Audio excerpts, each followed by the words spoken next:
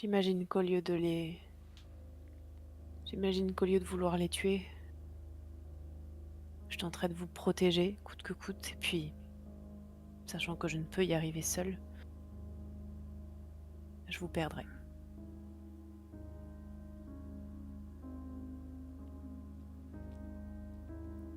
Que faisaient mes disciples? Ils vous suivaient Oui. Et quand on et m'a je vous ai arrêté? suivi. Qu'ont-ils fait quand on m'a arrêté? Ils sont partis. Mais je ne vais pas partir. Pierre, comme toi, a saisi le glaive et a tranché l'oreille de Malchus. Mais je lui ai demandé d'arrêter.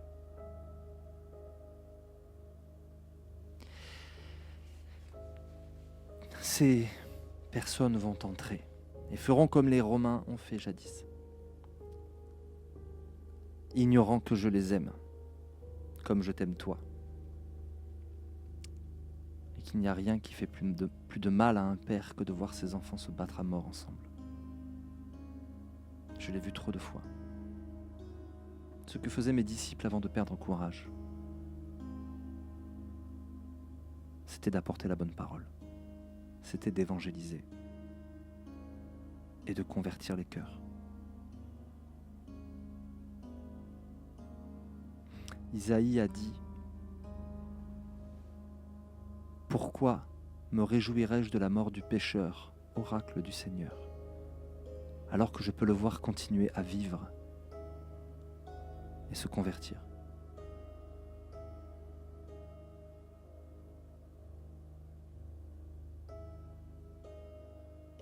Mais il est là le vrai courage.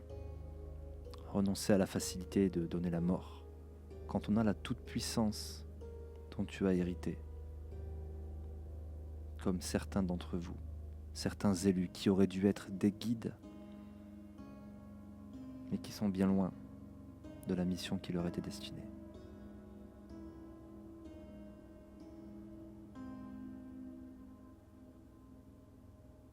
Je Je ne partirai pas. Je resterai près de vous, même si je ne peux rien faire. Et par la suite, je raconterai ce qui s'est passé. À tous, à toutes. Tout le monde saura la vérité. Pourquoi penses-tu ne pouvoir rien faire ?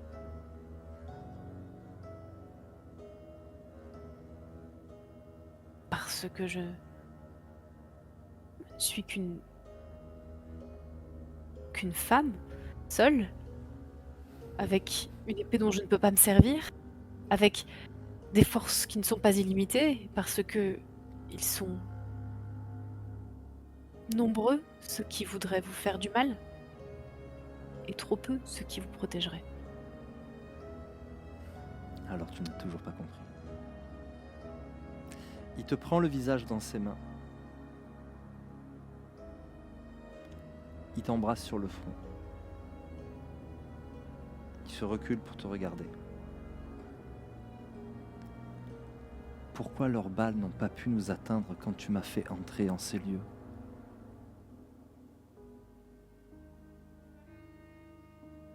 Je hoche les épaules. J'avais déployé sur nous un bouclier, une sorte de protection.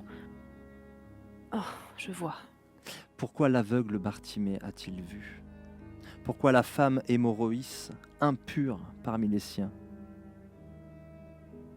a cessé de saigner ?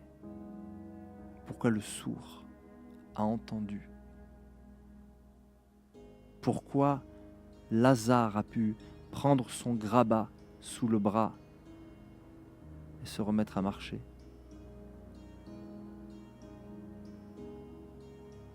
Pourquoi ?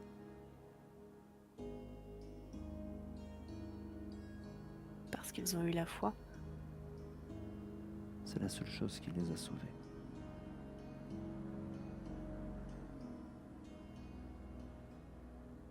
Je ne suis pas un faiseur de miracles. Je ne suis là que pour vous annoncer le Père qui vous aime comme je vous aime. Et si j'étais venu sous la forme d'un Dieu tout-puissant, rayonnant de lumière, écrasant de puissance, quel choix auriez-vous eu de croire en moi? Non, il fallait que je sois ça, pour vous laisser pleinement libre de me croire imposteur, usurpateur, et de me crucifier, si c'est ce qui vous semblait le plus juste. Si tu avais la foi grosse comme un grain de moutarde,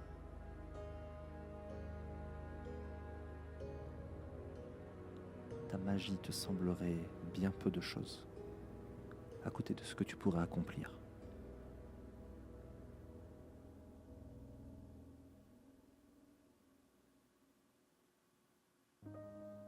Alors je peux essayer.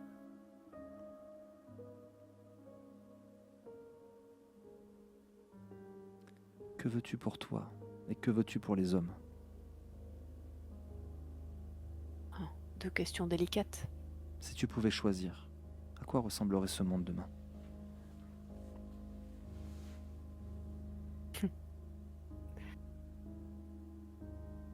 Il serait bien rangé. Et personne ne chercherait à empiéter sur l'espace qui lui est défini. Personne n'essaierait de prendre ce qui n'est pas à lui. Personne n'essaierait de changer les autres. Chacun serait comme il est. Et tout irait pour le mieux. Même le psychopathe et le pédophile dont nous parlions tout à l'heure? Personne ne tenterait de les changer? Mais ne sont-ils pas psychopathes ou pédophiles parce qu'ils cherchent à changer quelque chose ou à prendre quelque chose qu'ils n'auraient pas dû? Ils sont ce qu'ils sont parce qu'ils écoutent leurs pulsions, parce que l'ennemi parle plus fort que moi et que je ne veux jamais brusquer les choses. Que beaucoup, sous prétexte qu'ils ont les oreilles pleines d'une musique infernale, m'accusent de ne pas parler, alors que je m'égosille à ma manière. Mais tu ne peux pas retirer la liberté de faire des erreurs à chacun, tout comme tu ne peux pas ôter la mort, pas pour l'instant. Mais cette heure viendra. À toi de faire qu'elle vienne pour un plus grand nombre d'élus. Car pour l'instant, ils sont bien peu nombreux. Ceux qui feront le choix librement de me suivre.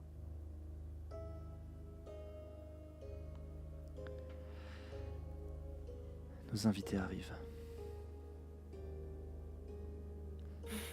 Très bien. Tu entends effectivement un craquement à plusieurs dizaines de mètres de là. Et tu entends des pas résonner dans le couloir qui vient jusqu'à vous. Qu'est-ce que tu fais? Je suis étrangement très calme. Et je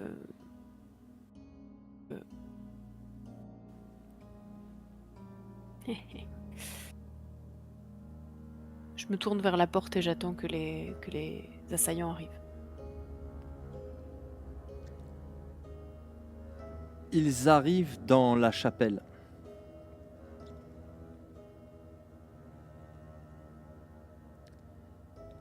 C'est la femme qui rentre la première, arme à la main. Il est encore temps de partir, Lilith. Je te sens perdue. Tu es une hermétique après tout. Nous savions que c'est par vous que viendrait la chute. Vous qui avez toujours tout voulu contrôler. Elle crache par terre, dans l'oratoire.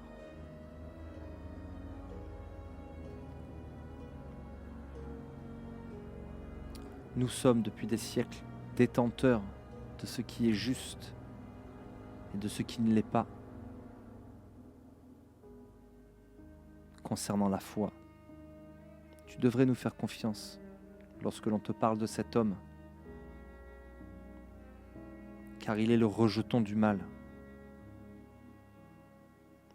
semblable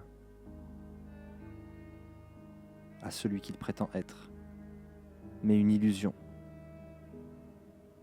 Sors d'ici, laisse-nous faire ce pourquoi nous sommes appelés depuis des siècles, et tu auras fait le bon choix.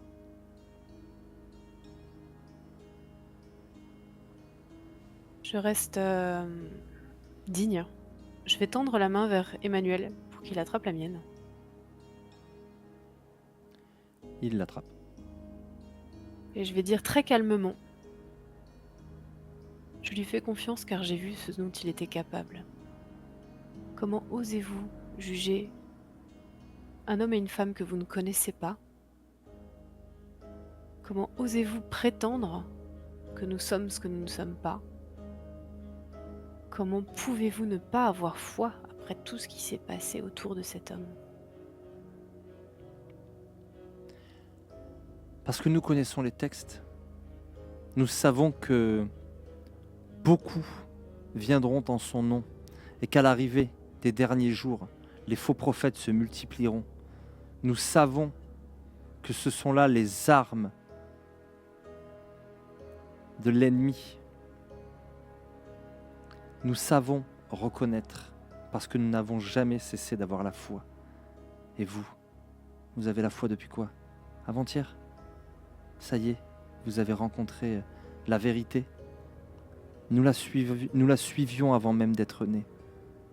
La vérité, le chemin et la vie. Et vous êtes manipulés. Mais nos vies ne sont rien à côté de la valeur de ce combat. Regardez les gardes suisses. Il n'y a pas un mort, nous n'avons tué personne. Mais ça, c'est la chose pour laquelle j'ai décidé de me battre. Ça et les cohortes de démons qui surgiront bientôt de l'ombre à sa suite. Alors tout le monde comprendra. Les illuminés, les cathos, fachos, il n'avait peut-être pas tort finalement, mais ce sera trop tard. Vous aurez tous baisé la main du diable pour danser avec lui.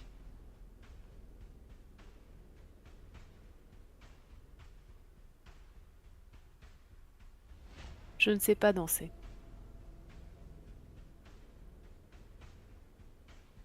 Faites ce que vous avez à faire. J'irai dire à tous que vous avez eu tort. Tu sens la main d'Emmanuel sur ton épaule. Et que crois-tu qu'il se passera s'ils font ce qu'ils ont à faire? Au fond de toi, dans ton cœur, que crois-tu qu'il se passera? Je le regarde et je baisse un peu les yeux. La seule certitude que j'ai, c'est que je pleurerai, que mon cœur sera fissuré. Pourquoi le serait-il si tu as la foi?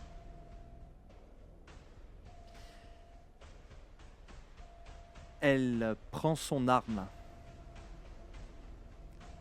Tes paroles sont du venin, démon. Et elle tire.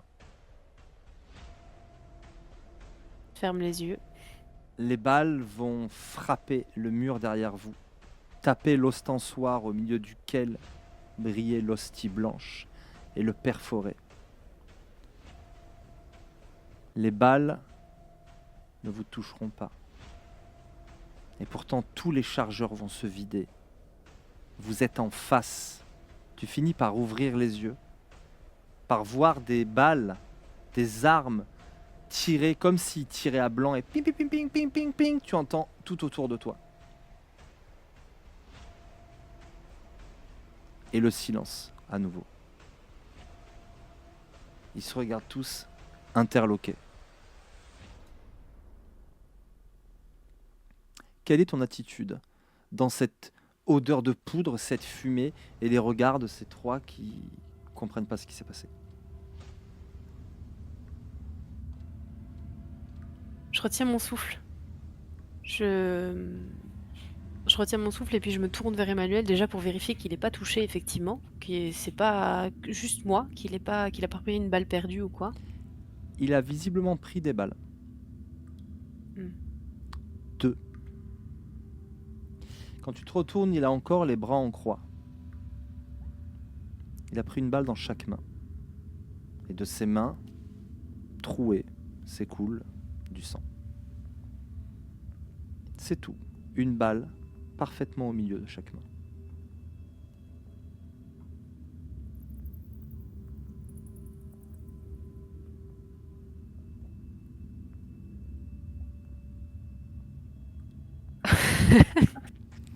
Faire-moi. Hem OK.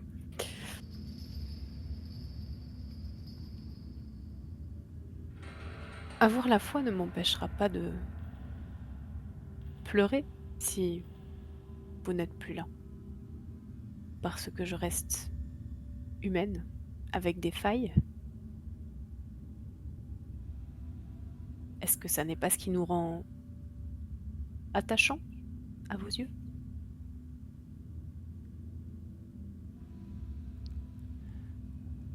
Ce serait un amour bien méprisant que de trouver vos défauts attachants.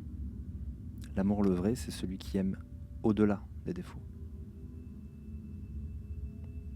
Pas en les trouvant mignons ou attachants.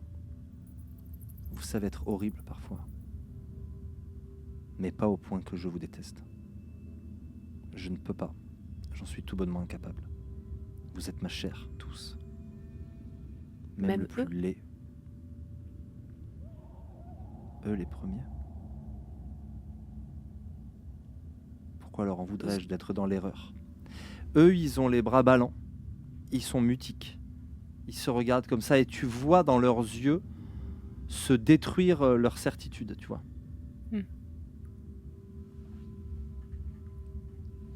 Eh bien, vos enfants sont bien ingrats. Pour certains. Pourquoi Je leur m'adresse, reprocher d'être ingrat? vas-y, pardon. Je n'existe pas pour l'écrasante majorité d'entre eux. Ils se sont coupés de moi. Je n'existe pas. Combien de philosophes l'ont démontré? Combien de scientifiques ont essayé de voir que la création qu'ils pouvaient expliquer n'allait pas à l'encontre de ce que mon père avait fait. Ils avaient simplement trouvé le comment, sans jamais s'intéresser au pourquoi.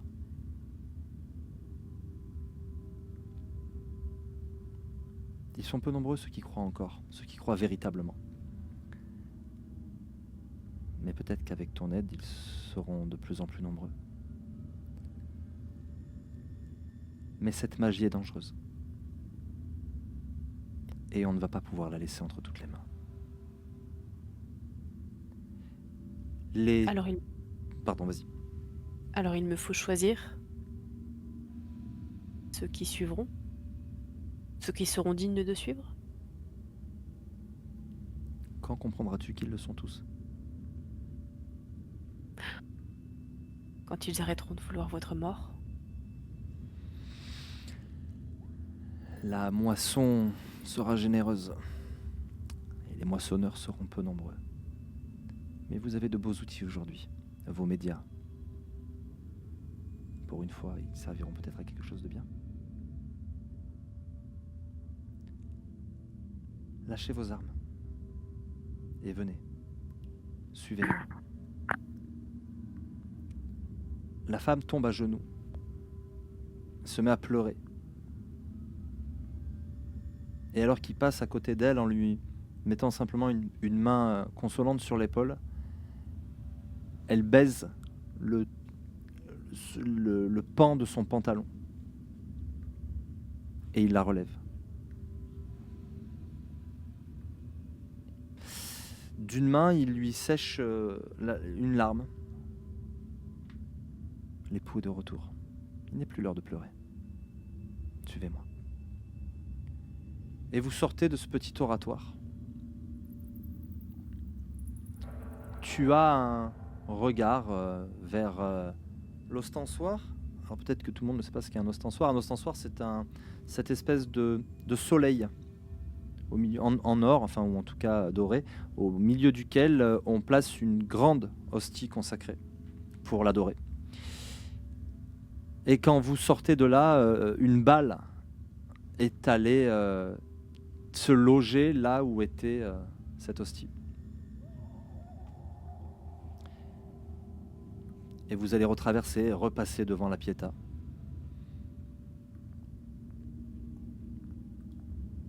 Et sortir de l'église.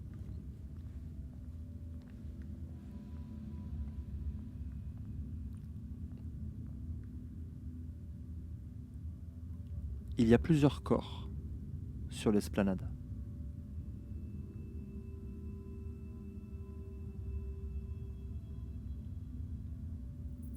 Et les corps se relèvent. Y compris celui qui était réduit en poussière. Tu vois, là où il n'y avait que des vêtements, quelqu'un se relevait comme s'il avait été étrangement blessé.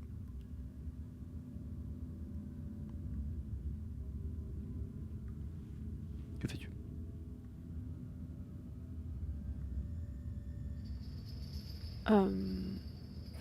Que fais-je? Je me place en retrait par rapport à Emmanuel. Deux pas derrière, simplement pour, le laisser faire et le suivre, là où il va, peu importe où il va.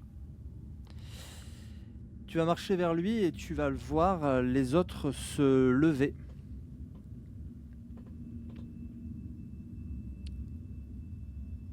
Il se tourne vers celle qui a attaqué, celle qui voulait le tuer. Quel est ton nom ? Mia Rabi. Mia Nelson.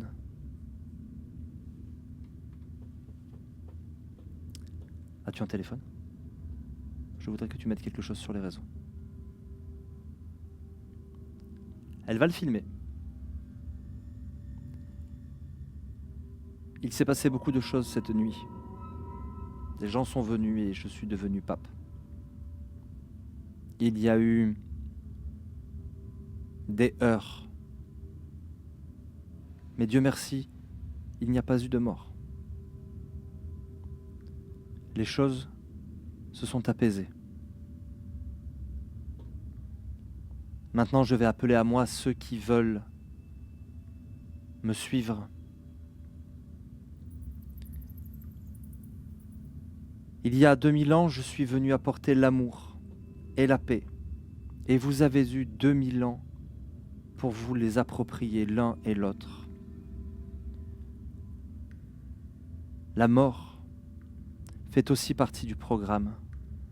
Je sais à quel point elle vous terrifie. Mais elle n'est que la fin du roman. Ils sont sur nous les derniers jours. Et maintenant, voici l'heure du jugement. Ceux qui ont eu un grand pouvoir devront répondre de ce qu'ils en ont fait. Et peut-être devront-ils en être dépossédés. L'heure est venue de répondre au jugement. L'heure est venue de se repentir ou de tomber dans l'abîme. J'ai terminé. Mia coupe la caméra, il se tourne vers toi. Tu m'as beaucoup écouté parler. Tu as beaucoup suivi les événements hors. Mais maintenant, j'ai besoin que tu me quittes. Où irez-vous? La question c'est où iras-tu? Moi, je resterai là, sur le siège qu'on m'a choisi pour l'occuper. Mais toi, où iras-tu? J'irai là où il y aura besoin que j'aille. là où il y aura besoin que je raconte, que je témoigne. C'est aux mages que tu dois parler. Ceux qui, comme toi, voient plus loin que les simples dormeurs. Tu dois les convaincre de me suivre ou de déposer les armes.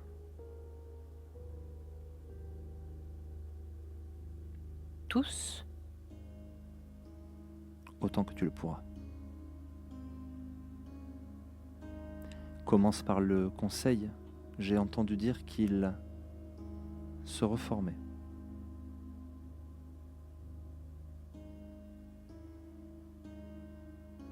me croiront-ils? Non.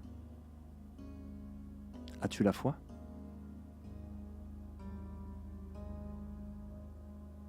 Désormais oui. Alors, te croiront-ils? Il faudra bien. Amen. Diffuse cette vidéo. Il se tourne vers Mia. Et toi, va, et de tous ceux que tu rencontreras, fais des disciples.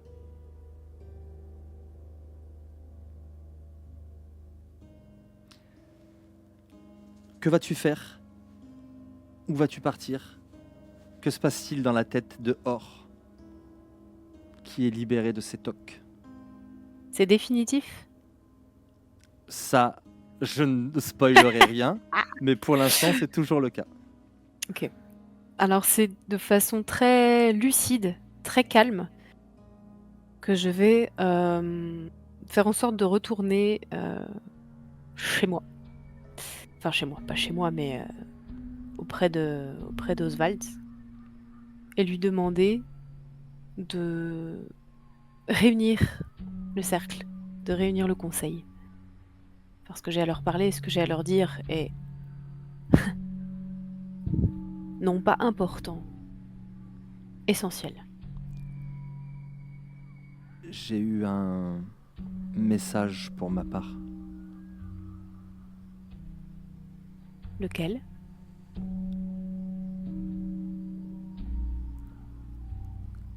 Un conseil s'est reformé, avec quelqu'un de chez nous, un Européen, Gilmore. C'est un maître, et il en reste bien peu, tu le sais. Je parle du Haut Conseil d'Horizon. Artémis est de retour, et l'a reformé. Les traditions ont à nouveau leur siège. C'est un véritable miracle, si je puis dire. Tu ne crois pas si bien dire? 27 ans que le conseil n'avait pas eu lieu, qu'il avait explosé. Et à nouveau, aussi fragile soit-il, nous en avons un.